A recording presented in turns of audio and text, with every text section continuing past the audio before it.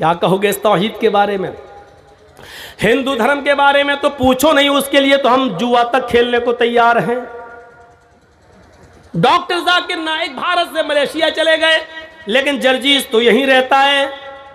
योगी को और मोदी को ललकारता भी है, जेलों में भी जाता है, जेल को ससुराल भी अब समझने लगा है। सब कुछ होने के बावजूद आज तक कोई आदमी मुझे अपने मंत्रों के बारे में ये नहीं बता सका। हाँ, इतना जरूर है कि मेरे ऊपर किसी हिंदू भाई ने आज तक केस नहीं किया है। मेरे ऊपर जितने भी केस हुए हैं वो हमारे अपने ही लोगों ने किए हैं। हमारे ही लोगों ने भड़का भड़का कर लोगों को केस हमारे ऊपर करवाए हैं, और ये कोई नई चीज नहीं है, ये होता चला आया है। इस घर को आग लग गई घर के चिराग से।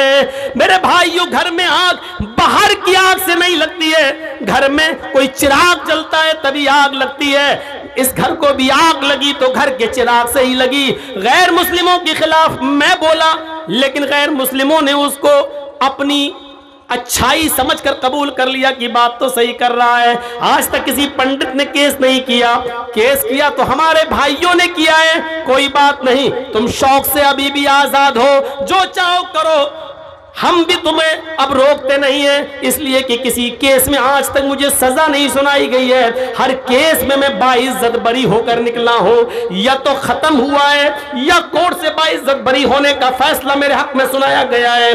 हाँ, इतना जरूर कहना चाहता हूं मेरे भाइयों कि आज मैं हिंदू भाइयों से जुआ खेलने के लिए तैयार हूं। अब आप ये मत कहना मौलाना साहब जुआ तो हराम है, क्यों? मैं इसलिए ऑफर दे रहा हूं कि आओ रख लो, तौहीद का जितना सबूत तुम्हारी किताबों में है उतना तो हमारे यहाँ यहूदियों में और ईसाइयों में नहीं है। यहूदी और ईसाइयों में नहीं है, हालांकि तौरात का ये बहुत बड़ा सबूत है। रामचंद्र जी की पत्नी सीता का हरण होता है। हनुमान और लक्ष्मण सीता को श्रीलंका से रावण के जुल्म से छुड़ा के लाते हैं। सीता जी राम के पैर छूने के लिए झुकती हैं और आशीर्वाद लेना चाहती हैं, लेकिन रामचंद्र जी अपने पैर नहीं छूने देते हैं। ये वाल्मीकि रामायण है जो 2000 साल पहले लिखी गई थी। आजकल की रामायण तो ये अभी 100-200 साल पुरानी है। उसमें राम को भगवान ही नहीं माना गया। जो वाल्मीकि जी की रामायण है, असली रामायण वो है, उसमें राम को भगवान ही नहीं माना गया और राम को भारत में पैदा भी नहीं माना गया। उसमें साफ लिखा है रामचंद्र जी ने अपनी पत्नी सीता को पैर नहीं छूने दिए, उठा लिया और सीता को ललकारते हुए कहा, ये क्या पाप कर रही हो? कहा नहीं, मैं आपको प्रणाम कर रही हूं, आपको पैर छू रही हूं। रामचंद्र जी ने कहा, राम रामाय नमः, राम रामाय सत्यमस्त। हाय सीता, मैं तेरा राम हूं, लेकिन तेरे राम का राम है ऊपर वाला। है सीता, मैं तेरा राम हूं, लेकिन तेरे राम का राम तो ऊपर वाला है। सीता, तू अपने राम को प्रणाम मत कर, बल्कि उस राम के सामने झुक जो तेरे राम का राम है, उस राम को प्रणाम कर जो तेरे राम का राम है।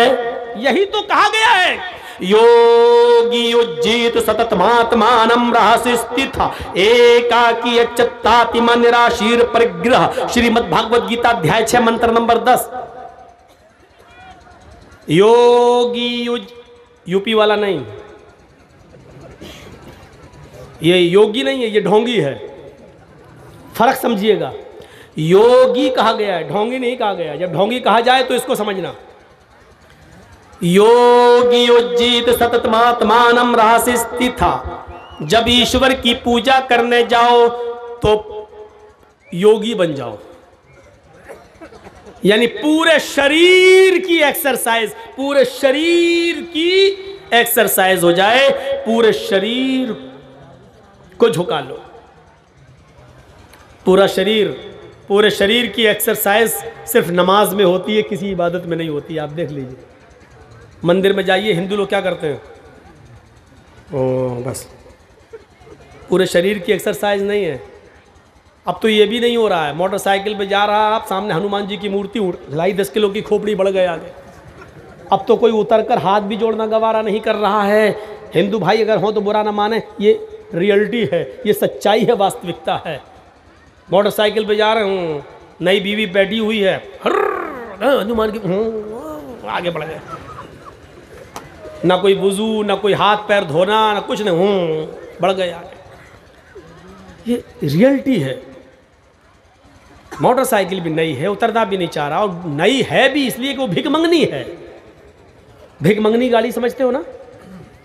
अरे जो लड़की के बाप ने दामाद को इंटरनेशनल भिखारी समझ के खैरात में दी है, उसको मैं बोल रहा हूं। उस बाइक को जितने लोगों ने अपने ससुर से जो ली है मांग मांग के, जो मोटरसाइकिल है, ये सब इंटरनेशनल फकीर हैं, इंटरनेशनल भिखारी हैं ये लोग। और अब जो मांगेंगे वो और बड़े होंगे, क्योंकि जानने के बाद मांग रहे हैं। तो इंटरनेशनल भिखारी अपनी बीवी को बिठाया, जा रहा हूं, लेकर 10 किलो खोपड़ी बढ़ गया। अब तो ये भी नहीं हो रहा है। पूरे शरीर की एक्सरसाइज सिर्फ नमाज में होती है। देखिए, अल्लाह अकबर। ये पॉजिटिव रेजिस दौड़ रहे हैं, पॉजिटिव। ये हाथ की एक्सरसाइज है। और ये देखिए, वैसे बहुत से लोग यहाँ भी नियत मानते हैं, हमें कोई एतराज़ नहीं। आजकल लोगों को मिलाने की बात करना चाहिए, तोड़ने की नहीं, जोड़ना। ये वक्त की ज़रूरत है। जो लोग यहाँ बांध रहे हैं वो बांधें, हम लोग यहाँ बांधते हैं, बांध रहे हैं। अब यहाँ जो हाथ बांधे जाते हैं तो उसमें वज़न है, एक्सरसाइज है।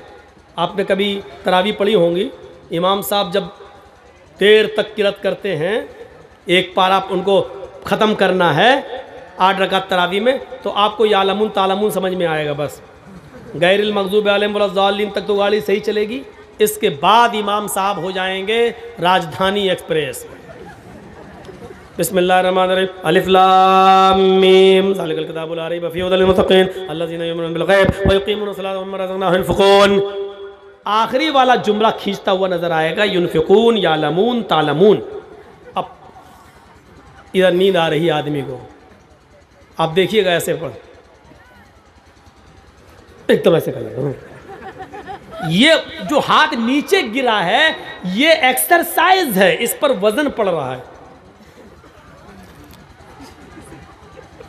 ऐसे ये, और जो लोग ऐसे करके ऐसे बांध लेंगे, वो गर्दन तो ऐसे होगी लेकिन हाथ नहीं छूटेगा। आप करके देख लीजिए, हाथ नहीं छूटेगा। क्यों? यहाँ प्रेशर नहीं है, यहाँ एक्सरसाइज नहीं है।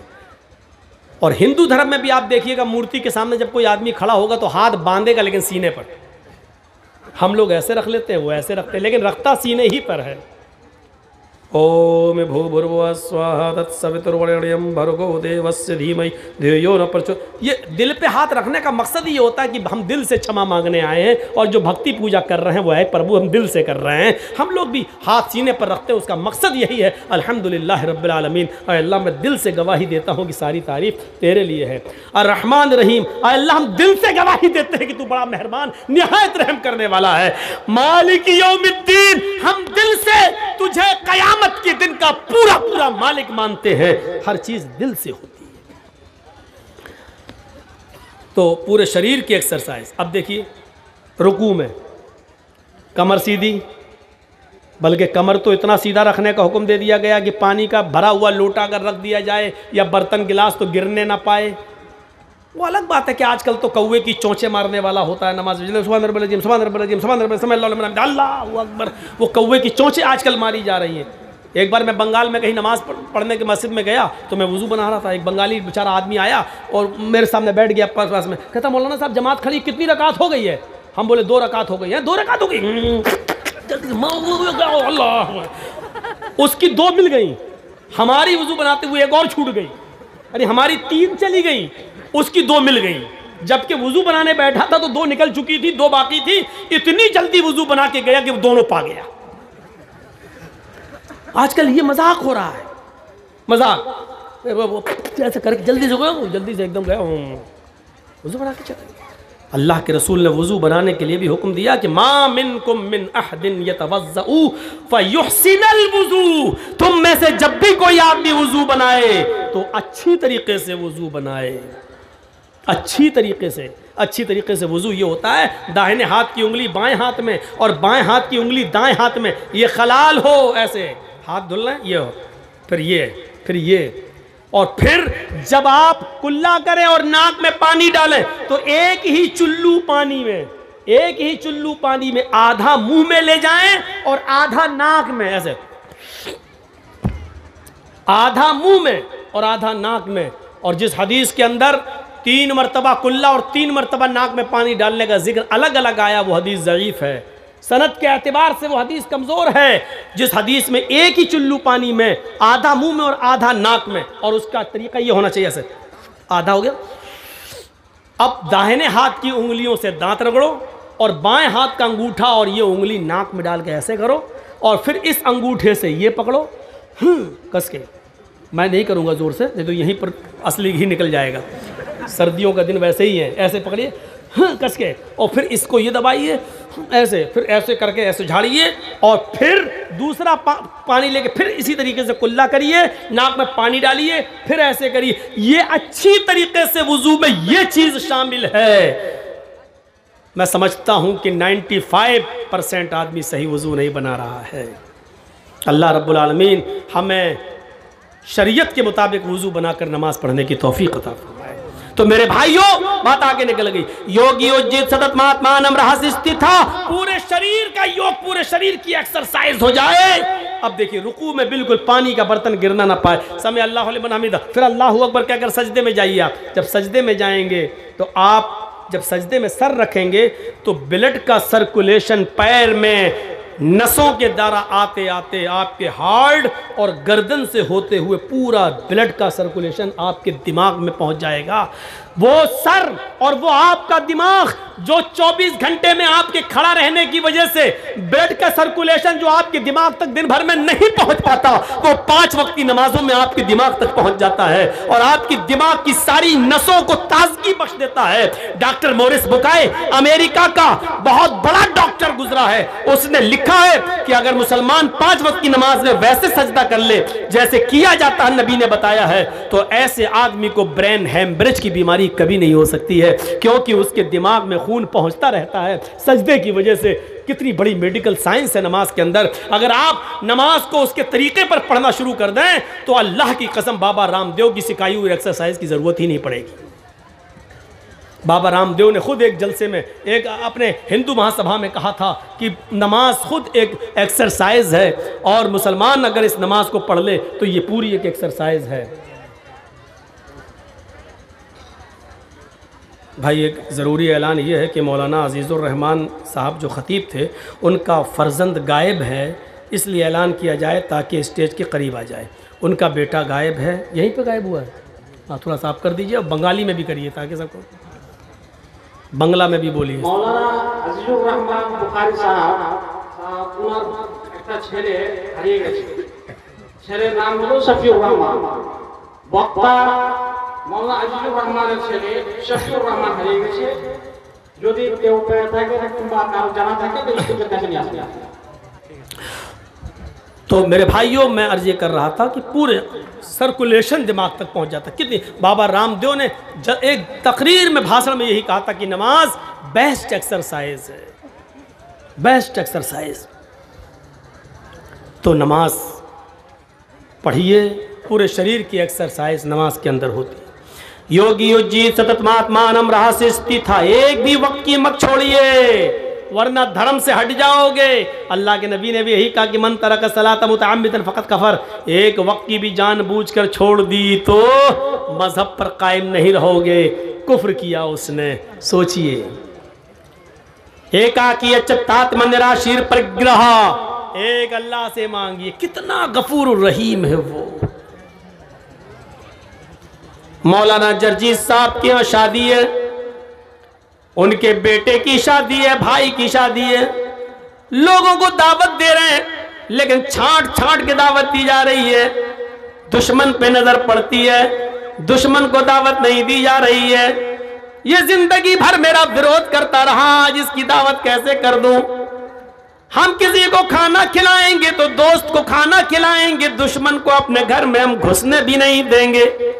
लेकिन थोड़ी देर के लिए तखय्युल की इशारा पर सवार होकर सोचिए, अल्हम्दुलिल्लाहि रब्बिल आलमीन, हमारा परवरदिगार, हमारा रब है जो दोस्त को भी खाना खिलाता है, दुश्मन को भी दे रहा है, मोमिनों को भी खेल दे रहा है, काफिरों को भी दे रहा है। आसमान से बारिश, आसमान से बारिश।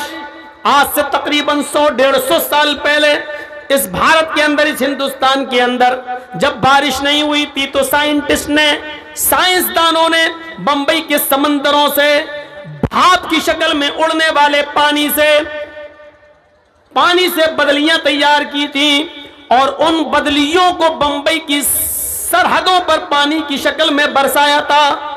आप यकीन कीजिए 15 मिनट की बारिश हुई थी। समंदर से उठने वाले लहरों से, पानी की भाप से बदलियां बनाकर जब उसको बरसाया गया तो पता चला कि 15 मिनट की बारिश में भारत का, हमारे इंडिया के 25 साल की इनकम खत्म हो गई।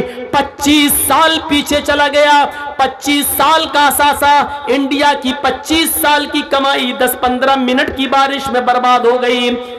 25 साल की बंबई के अंदर 15 मिनट बारिश होती है तो पूरे हिंदुस्तान की 25 साल की मेहनत, 25 साल की इनकम बर्बाद हो जाती है, इनकम खत्म हो जाती है। हमारे रब की रहमत पर जरा नजर डालो, कैसी बारिश बरसाता है, पूरे मुल्क में बरसाता है, हर खेत में बरसाता है, हिंदू के भी, मुसलमान के भी, सिख के भी, ईसाई के भी, हर जगह सरसब्ज़ो शादाब लहलाती हुई खेतियां पैदा होने लगती हैं। गंदुम, गेहूं और चावल, धान, हर चीज पैदा होती है। मेरे भाइयों, उस दिन की तारीख से फिर समंदर के पानी से भाप बनाकर बदलियां बनाना और उससे बारिश का काम इंडिया गवर्नमेंट ने रोक दिया, क्योंकि इंडिया की कमर टूट रही थी। 25 साल की इनकम बर्बाद हो गई थी। पूरा हिंदुस्तान 25 साल पीछे चला गया था। अब आप अंदाजा लगाएं कितना बड़ा वो गफूर रहीम है जो मूसलाधार बारिश बरसाता है। एक दिन के लिए पूरे हिंदुस्तान की लाइट अगर जला दी जाए और गवर्नमेंट उसका टैक्स न ले तो आप ईमानदारी के साथ बताइए कि एक दिन की लाइट में कितना खर्चा आ जाएगा। एक दिन की लाइट अगर जल जाए तो एक दिन की लाइट पर आप गौर करेंगे तो कितनी कमाई गवर्नमेंट मना कर दे कि हमें बिल नहीं चाहिए तो कितना नुकसान होगा उसका। एक दिन पूरे हिंदुस्तान की लाइट का बिल न लिया जाए, उसका मीटर की रीडिंग न चले तो इंडिया कितने पीछे चला जाए। 9 करोड़ 30 लाख मील की ऊंचाई पर चमकने वाला सूरज, 1 करोड़ 40 लाख डिग्री सेंटीग्रेड गर्मी जो मिल रही है हमें और आपको। मेरे भाइयों, आज तक हमारे परवरदिगार ने उस पर हमसे बिल नहीं मांगा।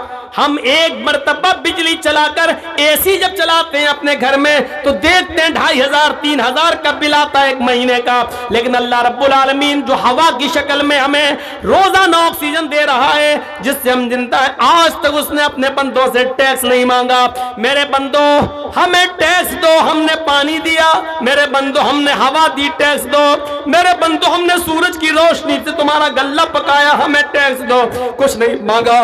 उसने मांगा तो सिर्फ इतना मांगा कि वमा खलक़तुल जिन्ना वल इंसा इल्ला लियअबुदून।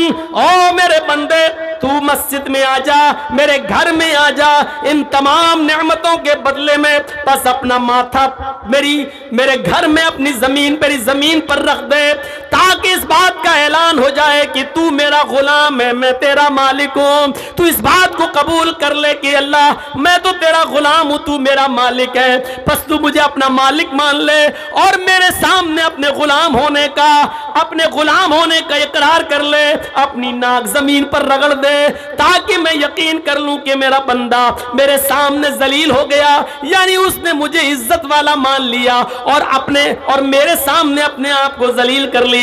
आए मेरे बंदो, तुम जितना मेरे सामने अपनी नाक रगड़ोगे, जमीन पर जितने सजदे करोगे, अल्लाह मुझे कसम है अपने इज्जत और जलाल की, मैं लोगों के सामने तुम्हें उतना ही महान बना दूंगा, मैं लोगों के नजरों में उतना ही तुम्हें इज्जतदार बना दूंगा।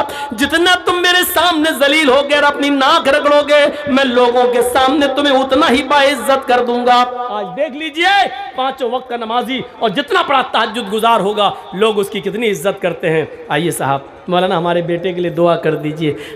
आप तहज्जुद पढ़ते हैं, आप लोगों की नज़रों में बाइज्जत बना दिया। क्यों? क्योंकि हमने अल्लाह के सामने अपने आप को जलील किया है, और जो बंदा अपने आप को अल्लाह के सामने जलील करना सीख ले, अल्लाह उसको कभी लोगों के सामने जलील नहीं होने देगा। यही तो इस्लाम है। आज नक्शे देखिए, एक मंदिर मुझे पूरे हिंदुस्तान में बता दीजिए कि जहां हरिजन, शूद्र और ब्राह्मण एक ही साथ पूजा किए हो। पूरे भारत में एक मंदिर बता दो हमें, एक मंदिर नहीं है। ब्राह्मणों के मंदिर में शूद्र नहीं जा सकता, शूद्र के मंदिर में ब्राह्मण नहीं जा सकता। धोखे से अगर ब्राह्मणों के मंदिर में शूद्र चला गया तो फिर उस मंदिर को गंगा के पवित्र जल से धोया जाएगा, क्योंकि शूद्र के आने से वो मंदिर अपवित्र हो गया, नापाक हो गया। यहां तसव्वुर करो, मौलवी जर्जीस बाद में नमाज पढ़ने के लिए गया, अजान की आवाज आती है, हय्या अलस सलाह। गांव का एक आदमी है, वो बेचारा रिक्शा चलाता है, टैक्सी चलाता है, ई रिक्शा चलाता है, बैटरी वाला रिक्शा।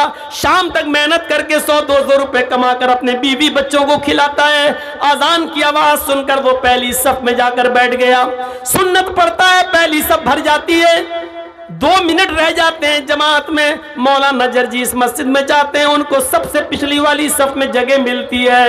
अल्लाह की कसम, जर्जीस साहब लोगों की नजरों में बहुत मुबारक हैं, बहुत बड़ी हस्ती माने जाते हैं, बहुत इज्जत की नजरों से देखे जाते हैं, लेकिन जर्जीस साहब में इतनी हिम्मत नहीं है कि आगे सफ में खड़े होकर उस गरीब आदमी को, उस रिक्शे वाले से ये कह दें कि चलो तुम पीछे नमाज पढ़ लो, मुझे आगे आ जाने दो। जर्जीस साहब को ये अथॉरिटी कुरान नहीं देता है, ये हदीस नहीं देती है कि हम किसी को अगली सफ से हटाकर पीछे कर दें। वो अलग बात है कि मेरी इज्जत और एहतराम में वो आदमी खुद हट जाए और हमें अपने आप आगे खड़ा कर दे, वो एक अलग मसला है। लेकिन अगर वो नहीं आना चाहता है, अगली सफ का सवाब लेना चाहता है, तो जर्जीस साहब को पावर नहीं है कि उस आदमी को पीछा कर दे।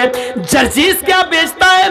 सऊदिया की सरजमीन पर अजान की आवाज आए, एक गरीब आदमी, सऊदी में रिक्शा चलाने वाला आदमी पहली सफ में जाकर बैठ जाता है। इमाम हरम के पीछे नमाज पढ़ेंगे, 1 रकात का सवाब 1 लाख रकात के बराबर है, और पहली सफ का सवाब तो और